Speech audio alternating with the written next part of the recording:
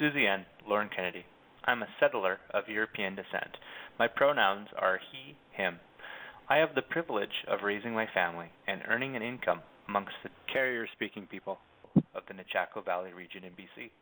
More specifically, the traditional territory, the Saik'uz First Nation, and the Nadleh Whu'ten First Nation. I'm a senior humanities teacher and curriculum development lead at Ebus Academy, an online school that serves the entire province of BC.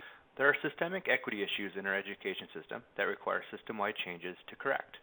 I'm interested in building networks and fostering catalytic affiliations for supporting teachers in the brave work necessary to promote systemic change. Our school district conducted an equity scan survey in 2018.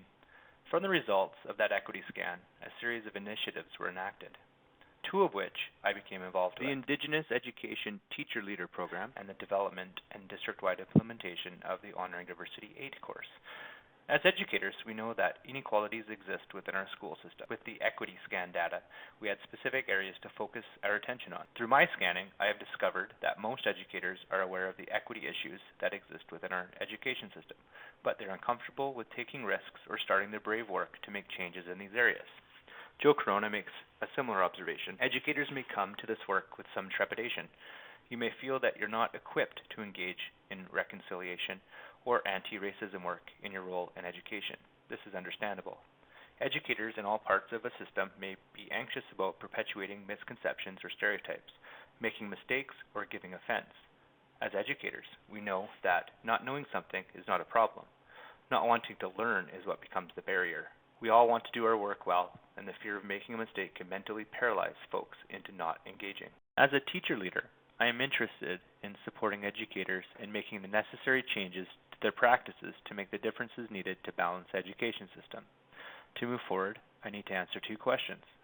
How can I support teachers moving from awareness to allyship, or at least action? And two, how can I encourage brave work in these areas? By building a local specialist association for diversity education, teachers will have a network of knowledgeable colleagues to lean on for support in engaging in the brave work of diversity education.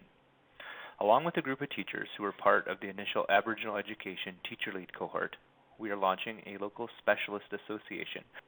Our intention is to develop a network of support for educators to cultivate learning and working environments that honor cultures, communities, and individuals by supporting equity-seeking groups, with a tangible goal of creating learning spaces with intercultural understanding, empathy, and mutual respect. Most of our Grade 8 programs throughout the district have implemented the Honoring Diversity 8 course, and there is a network of educators supporting each other. At Ebus Academy, an online school, implementing a course like this has a host of special challenges.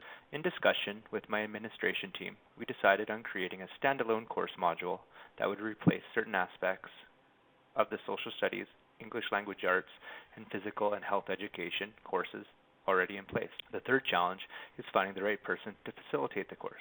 I will either be team teaching the course with another Grade 8 teacher or closely supporting the teacher asked to teach it. To answer my questions posed earlier, Drago, Severson, and Blum de Stefano offer some insight with their distinction between informational and transformational learning.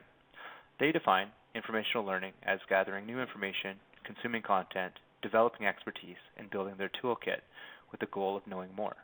Teachers have started with informational learning regarding equity issues.